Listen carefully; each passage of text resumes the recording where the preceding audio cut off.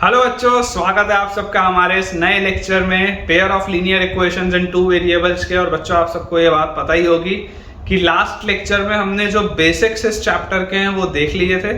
और आज के लेक्चर से बच्चों हमें कुछ सॉल्व्ड एग्जांपल्स देखने हैं कि किस तरीके से हम इसको ग्राफ बनाते हैं, किस टेक्निक के थ्रू एक ग्राफ प्लॉट किया जाता है और जो स्ट्रेट लाइंस बनती हैं उनमें क्या रिलेशंस होते हैं। हमने ये सारी चीज़ें बेसिक्स में ऑलरेडी लास्ट लेक्चर में कवर की है। अगर आप में से कोई भी बच्चा ऐसा है जिसने हमारा पिछला लेक्चर ना देखा हो तो आप पहले हमारा लास्ट लेक्चर देखें और उसके बाद आप इस लेक्चर पे दोबारा आएँ ताकि आपकी पढ़ाई बहुत बढ़िया तरीके से हो पाए।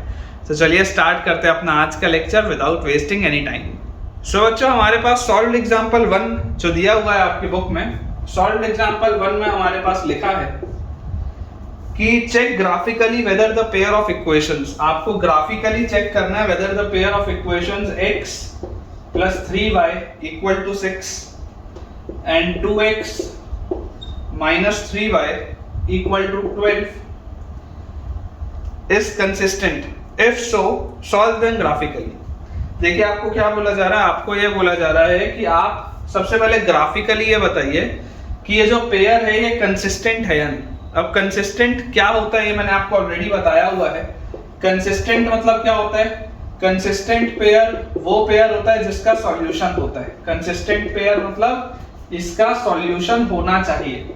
तो आप सॉल्यूशन आप कैसे चेक करेंगे, इसका भी मैंने आपको तरीका बताया है कि आप अगर इसको अज्यूम करेंगे कि ये लिखा हुआ है आपके पास a1x plus b1y plus c1 equal to 0 और ये अगर आपके पास लिखा हुआ है a2x plus b2y plus c2 equal to 0, अगर मैं इसको इस फॉर्मेट में मानूं तो मैं सबसे पहले a1 by a2, b1 by b2 और c1 by c2 निकाल के देखता हूं। तो देखिए a1 by a2 मेरे पास आ जाएगा 1 by 2, b1 by b2 मेरे पास आ जाएगा 3 by minus 3 और c1 by c2 मेरे पास आ जाएगा -6 by -12। क्योंकि c1 और c2 LHS में था, इस साइड लेके आऊंगा तो -6 और -12 आएगा। क्लियरली बच्चों आपको देखो दिखाई दे रहा है कि a1 by a2 b1 by b2 के बराबर नहीं है। ठीक है, तो अगर a1 by a2 b1 by b2 के बराबर नहीं है इसका मतलब क्या होगा? इंटरसेक्टिंग लाइंस होंगी।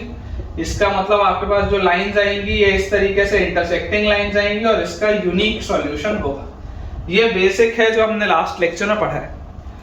अब यहाँ पर तो देख के आपको ये दिखाई देता है कि ये बेसिक सी बात है, लास्ट लेक्चर में हम पढ़ के आए, लेकिन आपको ये ग्राफिकली एनालाइज करना है। आपको इसको ग्राफिकली एनालाइज करना है और आपको उसके बाद इसको सॉल्व भी करना है। तो पहले मैं अलजेब्रिकली इसको सॉल्व करता हूँ, फिर मैं यहाँ पर इसका ग्राफ आपके लिए बनाऊंगा। ठीक है, अगर मान लीजिए अभी ऑल्दो मैंने आपने हो सकता है अपने स्कूलों में पढ़ा भी हो कि लीनियर इक्वेशंस को सॉल्व करने के 3 मेथड्स होते हैं। एक होता है सब्स्टिट्यूशन, एक होता है एलिमिनेशन, एक होता है क्रॉस मल्टीप्लिकेशन जो आपकी बुक में दिया है। अगर हम इसे देखें, अगर मैं बोलता हूं कि चलो मुझे कोई नाम तो नहीं पता किस तरीके से सॉल्व करते हैं, मैं आपको बोलता हूं कि जनरल हमारा नॉलेज क्या बोलता है। हमारा जनरल नॉलेज बच्चों ये बोलता है कि अगर आपको इन दोनों इक्वेशंस को सॉल्व करना है, ये जो 2 इक्वेशंस है, अगर आपको ये दोनों इक्वेशंस को सॉल्व करना है तो जो बेसिक टेक्निक होगा, बेसिक टेक्निक क्या होगा कि आप पहले वाले इक्वेशन से x की वैल्यू क्या लिख सकते हैं? 6 minus 3y लिख सकते हैं। पहले वाले इक्वेशन से आप x की वैल्यू को लिख सकते हैं 6 minus 3y। और इसको अगर मैं उठा के रख दूं दूसरे वाले इक्वेशन में, तो दूसरे वाले इक्वेशन में जैसे रखूंगा तो 2 into x की जगह मैंने रख दिया 6 minus 3y और उसके बाद -3y is equal to 12। ठीक है, 2 into x की जगह मैंने रख दिया 6 minus 3y -3y is equal to 12। अब यहां से आपके पास देखिए क्या आ गया? 12 -2 into 3 is 6y -3y is equal to 12। ये अपने पास आ जाता है। और यहां से आप देखिए 12 से 12 तो कैंसिल आउट हो गया। तो यार यहां से सॉल्व करने पर y की वैल्यू आ जाती है 0। आप जब सॉल्व करेंगे y की वैल्यू आपके पास 0 आएगी और जैसे ही y इक्वल टू 0 को आप यहां पर पुट करेंगे, y इक्वल टू 0 रखते ही x की वैल्यू आपके पास आ जाएगी 6। मतलब कि ये जो दोनों इक्वेशंस हैं इन्हें सॉल्व करने पर ये जो यूनिक पॉइंट ऑफ इंटरसेक्शन आएगा, ये यूनिक पॉइंट ऑफ इंटरसेक्शन आता है 6,0। x की वैल्यू 6 आने पर y की वैल्यू 0 होती है, मतलब 6,0 पर इसका इंटरसेक्शन होना चाहिए ये दोनों स्ट्रेट लाइंस का, ये इसका मतलब है। तो अगर बच्चों में इसका ग्राफ यहां पर बनाऊं तो ग्राफ से देखिए मुझे इसमें क्या चीज पता चलेगी। अब क्योंकि मैंने अलजेब्रिकली इस पर जो भी एनालिसिस करना था कर लिया है, तो अब मुझे इसका ग्राफ बनाने में ज्यादा मेहनत नहीं लगेगी। ठीक है। ग्राफ बनाने के लिए आप सब जानते हैं कि हमें 2-3 पॉइंट्स बस चाहिए होते हैं। अगर हमने वो 2-3 कोऑर्डिनेट्स निकाल लिए तो ग्राफ बनाना बेहद आसान होता है। यहाँ पर बच्चों आप देखिए, अगर मैं पहला वाला इक्वेशन लूँ x + 3y = 6, जिसको कि मैंने लिखा है x = 6 - 3y, तो एक पॉइंट तो आपको दिखाई देता है कि अगर आप y को 0 रखोगे तो x की वैल्यू 6 आएगी। देख लो, y को जब आप 0 रखोगे तो x की वैल्यू आपके पास 6 आएगी। मतलब अगर मैं x = 6 बोलूं, यहाँ 1 2 3 4 5 6, तो y की वैल्यू 0 पर x की वैल्यू 6 आएगी। ये वाला मैंने पॉइंट रख लिया। अब यहाँ से देखो, अगर आप y की वैल्यू 1 लोगे तो y की वैल्यू 1 लेने पर आपके पास x की वैल्यू क्या आएगी? 3 आएगी। मतलब अगर मैं y की वैल्यू 1 लूं तो x की वैल्यू मेरे पास आ जाएगी 3। तो ये देखो, मुझे 2 पॉइंट मिल गए। चलो एक पॉइंट और ले लेते हैं। अगर आप y को 2 लोगे तो x की वैल्यू आ जाएगी 0। अगर बच्चों आप y को 2 ले लोगे तो x की वैल्यू आपके पास आ जाएगी 0। तो ये वाला आपके पास पॉइंट आ गया। क्लियरली आपको देखो दिखाई दे रहा है कि ये वाली जो स्ट्रेट लाइन है, अगर मैं इसको डॉटेड लाइन से रिप्रेजेंट करूं तो ये डॉटेड लाइन से इस तरीके से आप इस स्ट्रेट लाइन को बना सकते हैं। ये वाला जो स्ट्रेट लाइन है, एक बात हमें पता है कि एक लीनियर इक्वेशन जो होता है 2 वेरिएबल में, उसका ग्राफ हमेशा स्ट्रेट लाइन होता है। लास्ट लेक्चर में हमने पढ़ा है। ये वाला जो स्ट्रेट लाइन आपने बनाया, ये वाला स्ट्रेट लाइन हो गया किसका? x + 3y = 6 का। ये वाला जो लीनियर इक्वेशन था 2 वेरिएबल में x + 3y = 6, उसका ग्राफ हमने बना लिया। अब हम बच्चों ग्राफ बनाना चाहते हैं किसका? 2x - 3y = 12 का। अब मुझे ग्राफ बनाना है 2x - 3y = 12 का। तो यहाँ से देखिए, आप 2x को क्या लिख सकते हैं? 12 + 3y लिख सकते हैं। 2x को आप 12 + 3y लिख सकते हैं, ठीक है। अब जरा आप यहाँ पर बच्चों सोच के देखिए, अगर आप y को 0 रखेंगे, अगर आप y को 0 रखेंगे तो x की वैल्यू आपके पास क्या आएगी? y को 0 रखते ही ये खत्म हो जाएगा, x की वैल्यू आपके पास 6 आएगी। तो एक पॉइंट तो आपके पास ये आ ही रहा है 6, 0। ये वाला तो आपके पास एक पॉइंट आ ही रहा है। अगर आप मान लीजिए बच्चों y को रखेंगे -2, ध्यान से देखिएगा, अगर आप y को रखेंगे -2 तो y को -2 रखते ही क्या हो जाएगा? ये -6 हो जाएगा। 12 - 6 is 6, 6 / 2 is 3, तो x की वैल्यू 3 आएगी। मतलब जब x की वैल्यू 3 होगी तो y की वैल्यू आपके पास -2 होनी चाहिए। y की वैल्यू आपके पास -2 होनी चाहिए x की वैल्यू 3 पे। तो ये वाला अपने पास पॉइंट आ गया। और जरा आप सोच के देखो बच्चों, जब आप y की वैल्यू रखोगे -4, जब आप y की वैल्यू रखोगे -4 तो 12 - 12 कट जाएगा, x की वैल्यू 0 आ जाएगी। तो x की वैल्यू 0 कब आ जाएगी? जब y की वैल्यू आ जाएगी -4, मतलब यहाँ पे। तो ये वाला पॉइंट आपके पास आ गया। अगर आप इसको बच्चों डॉटेड लाइन से अगेन ज्वाइन करोगे तो आप देख सकते हैं इस तरीके की एक आपके पास डॉटेड लाइन और बन गई। ये वाला जो स्ट्रेट लाइन है, ये वाला स्ट्रेट लाइन आपके पास किसका आ गया? 2x - 3y = 12 का। 2x - 3y = 12 का। ये इसका स्ट्रेट लाइन आ गया, ये इसका स्ट्रेट लाइन आ गया। क्लियरली आपको दिखाई दे रहा है कि ये दोनों स्ट्रेट लाइंस इंटरसेक्ट हो रही हैं एक पॉइंट पर। इसके लिए ये जो लाइंस होंगी, इसका जो सॉल्यूशन होगा या ये जो लाइन पेयर होगा, ये कंसिस्टेंट होगा, ये बात हम बोल सकते हैं। और आपको बोला जा रहा है कि ये कौन सा पॉइंट पे इंटरसेक्ट होगा, आपको ये भी ग्राफिकली बताना है। तो देखो, ग्राफिकली आप देख सकते हो कि इनका इंटरसेक्शन होता है 6, 0 पे। तो 6, 0 is the point of intersection, point of intersection, ठीक है। ये बात बच्चों अपने को समझ में आनी चाहिए। ये क्योंकि सॉल्व एग्जांपल 1 था इसलिए मैंने इसको आपको बहुत डिटेल में कराया है। बेसिक्स जो भी इसमें आने चाहिए थे मैंने आपको सारे के सारे बताए हैं। अगर आपको फिर भी कोई भी डाउट है तो आप एक बार इतने पोर्शन को एक बार रिवाइंड करके दोबारा देखें, या आप मुझे कमेंट्स में पूछ लीजिए। सो बच्चों, सॉल्व एग्जांपल 1 के बाद अब बारी आ गई है सॉल्व एग्जांपल 2 की। क्योंकि पिछला वाला सवाल पहला सवाल था तो मैंने बहुत डिटेल में आपको कराया था। हर सवाल में उतना डिटेल्ड एनालिसिस की ऐसा जरूरत नहीं है।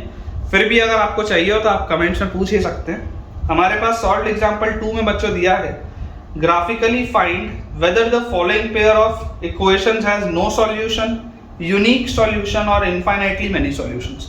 आपको ग्राफिकली बताना है कि जो अब मैं एक पेयर लिखूंगा उसका कोई सॉल्यूशन नहीं है, या एक सॉल्यूशन है, या बहुत सारे सॉल्यूशन है, आपको ये बताना है। इक्वेशन हमारे पास है 5x - 8y + 1 = 0, 5x - 8y + 1 = 0। और अगला हमारे पास है 3x - 24/5y + 3/5 = 0। 3x - 24/5y + 3/5 = 0, ठीक है। अब देखिए बच्चों, आपके पास ये जो इक्वेशन लिखा हुआ है, अगर आप नॉर्मली इसे देखें तो नॉर्मली देखने पर तो ये जरूर हमें महसूस होता है कि ये दोनों इक्वेशंस अलग अलग इक्वेशंस हैं, लेकिन अगर आप इसे सॉल्व करेंगे तो देखिए सॉल्व करने का टेक्निक क्या होता है, आप इक्वेशन को अज्यूम करते हैं इस फॉर्मेट में a1x plus b1y plus c1 equal to 0 and a2x plus b2y plus c2 equal to 0। हम इस फॉर्मेट में अज्यूम करते हैं इक्वेशन, और ये अजम्पशन करने के बाद हमें यहाँ से देखिए क्या समझ में आता है कि अगर मैं रेशियो कंप्यूट करूं तो a1/a2 आता है 5/3, ठीक है, दिस इज a1/a2। उसके बाद -8 divided by -24/5, this is b1/b2, and 1 divided by 3/5, this is c1/c2। ये हमारे पास चीज लिखी है।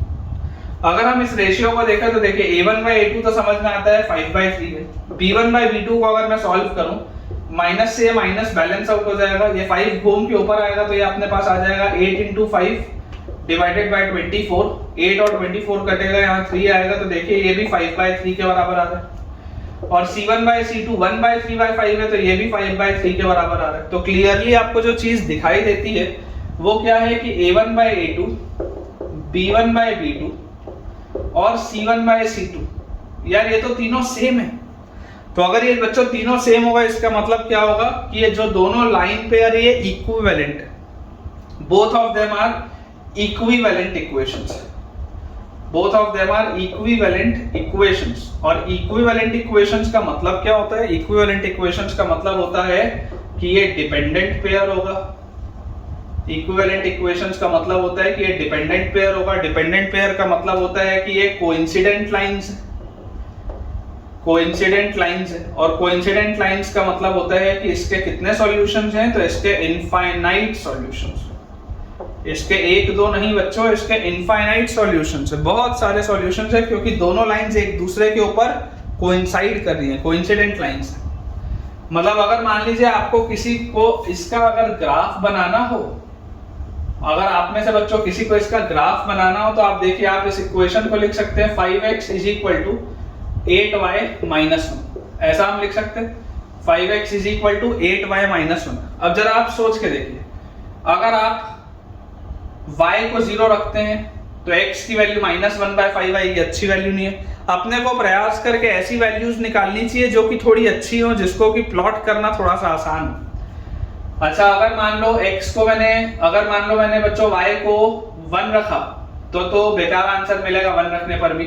अगर मैं y को 2 रखूंगा तो एक अच्छा आंसर मिलेगा। देखो y को अगर हम 2 रखेंगे तो 8 × 2 16, 16 - 1 is 15, और 5x = 15 तो x की वैल्यू 3 आएगी, ये एक अच्छा आंसर है। अच्छा, अगर मैं y को 3 रखूंगा, 4 रखूंगा तो 3 और 4 में तो अच्छा नहीं मिलेगा, 5 रखूंगा तो भी अच्छा नहीं मिलेगा, 6 रखूंगा तो भी अच्छा नहीं मिलेगा, और 7 अगर रखूंगा तो एक अच्छा आंसर मिलता हुआ मुझे दिखाई देता है। देखो अगर आप यहाँ पर y को 7 रखते हो तो y को 7 रखने से बच्चों 8 × 7 56, 56 - 1 is 55, तो x की जगह आ जाएगा 11। ठीक है ना, इस तरीके से अपने माइंड में आपको कैलकुलेशन करना है ताकि आपको ग्राफ में प्लॉट करने में आसानी हो। लेने के लिए आप x और y को बच्चों कुछ भी ले सकते हैं, लेकिन हमें जनरली ऐसी वैल्यूज लेनी होती हैं जिसको कि ग्राफ पेपर पे प्लॉट करना आसान हो। अगर आप उटपटांग वैल्यूज लेंगे डेसिमल में जिसका आंसर आ रहा होगा तो आप ग्राफ पेपर में प्लॉट कैसे करोगे, इसलिए आपको x और y बहुत सोच समझ के चुनना होता है। ठीक है ना, देखो y को अगर आप 2 रख रहे हो तो 8 × 2 16, 16 - 1 15, तो x की वैल्यू 3 आ गई। y को अगर आप 7 रख रहे हो तो 8 × 7 56, 56 - 1 55, तो x की जगह आपके पास 11 आ गया। ठीक है, अब जैसे ही बच्चों ये चीज मेरे पास आ गई तो देखिए इसका जो ग्राफ होना चाहिए, अगर हम इसके ग्राफ की बात करें तो यहाँ से आपको x की जो वेरिएशन है x का वो आपको 11 तक चाहिए। तो अगर मैं छोटे छोटे पॉइंट रखूँ 1 2 3 4 5 6 7 8 9 10 11, अगर मान लो बच्चों मैं इस तरीके के छोटे छोटे से इसमें पॉइंट्स रखूं और मैं y को भी रखूं 7 तक, तो 1 2 3 4 5 6 7 तक, तो यहां से देखिए x की वैल्यू 3 पर y की वैल्यू 2 है, x की वैल्यू 3 पर y की वैल्यू 2 है, ये एक पॉइंट आ गया। x की वैल्यू 11 पर y की वैल्यू 7 है, x की वैल्यू 11 पर y की वैल्यू 7 है, तो आपके पास ये दूसरा पॉइंट आ गया। ठीक है, तो अब जैसे ही बच्चों आपके पास ये पॉइंट्स आए तो देखो आपको इस तरीके से आप ये लाइन को बना सकते हैं ना, इस तरीके से आप इस लाइन को बना सकते हैं। ठीक है, तो आई होप बेटा आपको ये वाला भी पॉइंट अच्छे से क्लियर हुआ होगा। कोइंसिडेंट लाइंस है, डिपेंडेंट पेयर है, और ये जो दोनों लाइंस होंगी वो एक दूसरे के ऊपर ही बनेगी। Both of these lines will lie on one another, है ना, एक दूसरे के ऊपर ही ये लाइंस बनेंगी। तो मुझे उम्मीद है कि आपको ये क्लियर हुआ होगा। इसे क्लियर करते हैं, एग्जाम्पल 3 बनाते हैं। सो बच्चों, अब सॉल्व एग्जाम्पल 3 में हमारे पास दिया हुआ है, Champa went to a sale to purchase some pants and skirts. When her friends asked her how many of each she had bought, she answered, "The number of skirts is 2 less than twice the number of pants purchased." मैं statement लिख देता हूँ, जो statement है ये solve example 3 बच्चों अपन कर रहे हैं। देखिए इसमें उसने क्या स्टेटमेंट बोला है कि द नंबर ऑफ स्कर्ट्स, ठीक है, बहुत इंपॉर्टेंट होता है बच्चों इक्वेशन बना पाना इस स्टेटमेंट से। तो the number of skirts is 2 less than twice the number of pants, is 2 less than twice the number of pants, is 2 less than twice the number of pants। ये अपने पास है, the number of skirts is 2 less than twice the number of pants। और उसके बाद लिखा हुआ also the number of skirts is 4 less than 4 times the number of pants। The number of skirts is 4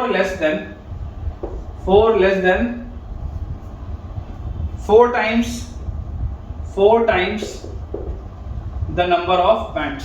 ये अपने पास लिखा हुआ है। अब बच्चों आपको अगर इसका इक्वेशन बनाना है तो तरीका देखिए क्या होगा, मैं आपको तरीका समझा देता हूँ। आप अज्यूम कर लीजिए, आपने क्लास 9 में भी इस तरीके की चीजें की हैं। आप अज्यूम कर लीजिए कि let the number of skirts be x। मान लीजिए आप नंबर ऑफ स्कर्ट्स को x मान लीजिए, and the number of pants be y। ठीक है, आपकी बुक में भी हो सकता है यही नॉमेनक्लेचर हो, मैं एक बार चेक कर लेता हूं। उन्होंने नंबर ऑफ पैंट्स को x बोला है आपकी बुक में। चलो मैं आपकी बुक के हिसाब से ले लेता हूं, नहीं तो आप में से कुछ बच्चों को कंफ्यूजन होगा। आप अपनी बुक के हिसाब से लिख लीजिए, let the number of pants be x and the number of skirts be y। ठीक है, हमने नंबर ऑफ पैंट्स को x बोल दिया, नंबर ऑफ स्कर्ट्स को y बोल दिया। अब जैसे ही बच्चों हमने ये बोला तो देखो आपको क्या बोला जा रहा है, the number of skirts is 2 less than twice the number of pants। Number of skirts कितना है, नंबर ऑफ स्कर्ट्स y है, तो y is equal to number of skirts is 2 less than twice the number of pants। तो number of pants जितना भी होगा उसका twice में से 2 माइनस करना। Number of skirts is 2 less than twice the number of pants। Number of pants जितना भी होगा उसमें डबल करके उसमें से माइनस करना, ये लिखा है। फिर the number of skirts is 4 less than 4 times the number of pants, मतलब y की ही वैल्यू 4x minus 4 भी होगी। ये हमारे पास इक्वेशन दिया, दिस इज द इक्वेशन। अब अगर बच्चों ये हमारे पास इक्वेशन दिया हुआ है तो आपको इसे सॉल्व करना है। ऑफ कोर्स इसको मैं ग्राफिकली तो सॉल्व कर ही सकता हूं, उसमें कोई प्रॉब्लम की बात है ही नहीं, लेकिन पहले हम इसको अलजेब्रिकली सॉल्व करते हैं। देखिए अलजेब्रिकली बच्चों अगर आपको इसको सॉल्व करना है तो टेक्निक क्या होगा, अलजेब्रिकली सॉल्व करने में टेक्निक होगा कि देखो यहाँ पर भी y की वैल्यू ये है, यहाँ पर भी y की वैल्यू ये है। अगर मैं इन दोनों को इक्वेट कर दूं, सॉल्व करने के लिए अगर मैं इन दोनों को इक्वेट कर दूं तो क्लियरली मुझे दिखाई देता है 2x minus 2 की वैल्यू 4x minus 4 के बराबर होनी चाहिए, क्योंकि ये दोनों y के इक्वल है। तो यहाँ से आपके पास आ जाएगा ये -4 उधर जाएगा तो 4 minus 2 is equal to 4x, और ये 2x इधर आ जाएगा तो -2x, तो 2 is equal to 2x। तो x की वैल्यू अपने पास आ गई 1। x की वैल्यू अगर अपने पास यहाँ से 1 आ गई तो x की वैल्यू 1 रखते ही देखो 2 minus 2 y की वैल्यू 0 आ जाएगी। x की वैल्यू 1 रखते ही आपके पास y की वैल्यू 0 आ जाएगी। इसका मतलब जब आप इसको सॉल्व करेंगे तो आप ये पाएंगे कि नंबर ऑफ पैंट्स उसने कितनी परचेज की, उसने नंबर ऑफ पैंट्स परचेज की 1। x की वैल्यू 1 आ रही है ना, मतलब उसने 1 पैंट खरीदी। And the number of skirts भी y, उसने एक भी स्कर्ट नहीं परचेज किया। उसने सिर्फ एक पैंट खरीदी, उसने कोई भी स्कर्ट नहीं परचेज किया, ये इसका मतलब है, ये इसका मतलब है, ठीक है। अब अगर अपने को बच्चों इसको सॉल्व करना है ग्राफिकली, तो देखो एक चीज आपको और समझ में आ रही होगी, जब आप इसको a1x plus b1y plus c1 और a2x plus b2y plus c2 के फॉर्मेट में बनाएंगे, तो आप ये चीज पाएंगे कि a1 बाय a2 और b1 बाय b2 बराबर नहीं आएगा। और अगर ये बराबर नहीं आएगा, इसका मतलब इनका यूनिक पॉइंट ऑफ इंटरसेक्शन होगा या यूनिक सॉल्यूशन होगा, आप ऐसा ही बोल सकते हैं। यूनिक सॉल्यूशन होगा या इसका यूनिक पॉइंट ऑफ इंटरसेक्शन होगा, इस तरीके वाला जो केस होता है वो आएगा। और देख भी आप सकते हैं कि इसका यूनिक सॉल्यूशन आपके पास आ रहा है, सिर्फ एक ही सॉल्यूशन। अब अगर मुझे इसका ग्राफ बनाना है, तो देखिए ग्राफ बनाने का टेक्निक बहुत आसान सा है। हम सबसे पहले अगर ये पहले वाले इक्वेशन को पकड़ के चलें, तो पहले वाले इक्वेशन में हमको एक बात समझ में आती है कि जब हम x की वैल्यू को 1 रखेंगे, तो x की वैल्यू को 1 रखते ही हमारे पास y की वैल्यू क्या आ जाएगी, 0 आ जाएगी। मतलब जब आप x की वैल्यू को 1 रखोगे तो y की वैल्यू 0 आ जाएगी, मतलब एक पॉइंट तो ये आपके पास आ गया 1,0 का। और उसके बाद जब आप x की वैल्यू को बच्चों यहाँ पर 2 रखोगे तो y की वैल्यू 2 आएगी। x की वैल्यू को 2 रखते ही y की वैल्यू आपके पास क्या आएगी, 2 आएगी। तो x की वैल्यू जब मैं 2 रखूंगा तो y की वैल्यू मेरे पास आ जाएगी 2, ये आ जाएगा मेरे पास। x की वैल्यू 1 रखने पर y 0 आया, x की वैल्यू 2 रखने पर y 2 आया। तो ये एक स्ट्रेट लाइन तो देखो मुझे बनती हुई दिखाई दे रही है, ये एक स्ट्रेट लाइन तो मुझे बनती हुई दिखाई दे रही है, ठीक है। अब इसके बाद अगर मैं इस दूसरी वाली स्ट्रेट लाइन को ध्यान दूं, तो अगेन इसमें भी मुझे समझ में आता है कि जब मैं x को 1 रखूंगा तो 4 - 4 y की वैल्यू 0 आ जाएगी। तो ये 1,0 तो यहाँ पर भी आएगा, क्योंकि फाइनल आंसर तो मैंने अलजेब्रिकली देख ही लिया है कि 1,0 तो आएगा ही। फाइनल आंसर तो यही आएगा, क्योंकि ये दोनों लाइंस पर लाई करेगा, ऐसा पॉइंट है। इसका मतलब ये दोनों को सॉल्व करेगा, दोनों का सॉल्यूशन होगा। यहाँ पर देखिए अगर आप x की वैल्यू को 2 रखते हैं, तो x की वैल्यू को 2 रखते ही आपके पास 4 × 2 8 - 4 4, y की वैल्यू 4 आ जाएगी। मतलब अगर आप x की वैल्यू 2 रखेंगे तो y आपको 4 मिलेगा। तो यहाँ पर देखो ये y 3 है, ये y 4 है। x की वैल्यू को 2 रखते ही y अपने को मिल गया 4। इसका मतलब ये वाला जो आपका स्ट्रेट लाइन बन रहा है, ये वाला स्ट्रेट लाइन आपका कैसा बन रहा है, ये वाला स्ट्रेट लाइन आपका कुछ इस तरीके का बन रहा है, ठीक है क्या। ये वाला जो स्ट्रेट लाइन है जो और स्लैंट है, तो ये वाला जो स्ट्रेट लाइन था पहला वाला, ये आपके पास था y = 2x - 2 का। और ये वाला जो आपके पास स्ट्रेट लाइन है, ये आपके पास y = 4x - 4 का, ठीक है। ये चीज आपको आनी चाहिए बच्चों समझ में। ये y = 2x - 2 का, ये y = 4x - 4 का। क्लियरली आपको दिखाई दे रहा है कि ये दो लाइंस हैं जो इंटरसेक्ट कर रही हैं, कहां पे, तो इनका इंटरसेक्शन हो रहा है 1,0 पे। इसका मतलब नंबर ऑफ पैंट्स चंपा ने कितनी परचेज की, 1, और नंबर ऑफ स्कर्ट्स उसने कितने परचेज किए, 0। ये इसका मतलब है। तो ठीक है बच्चों, विद दिस हम अपने आज के लेक्चर को एंड करते हैं। मुझे उम्मीद है कि आपको ये तीनों सॉल्व्ड एग्जांपल अच्छे से समझ में आए होंगे, आपके कंसेप्ट्स क्लियर हुए होंगे। मिलेंगे आपसे अगले लेक्चर में एक्सरसाइज 3.1 के सॉल्यूशंस के साथ। और आपको ये लेक्चर कैसा लगा मुझे कमेंट्स में बिल्कुल बताइए। पसंद आया हो तो वीडियो को लाइक करें, चैनल को सब्सक्राइब करें, और अपने सारे फ्रेंड सर्कल में जितने भी स्टूडेंट्स को आप जानते हैं क्लास 10th के, जो आपके स्कूल में या ट्यूशन में या कोचिंग में कहीं पर भी हो, उनसे इस वीडियो को और इस चैनल को रेफर करें, ताकि उन सबकी पढ़ाई बहुत बढ़िया तरीके से हो पाए। Thank you.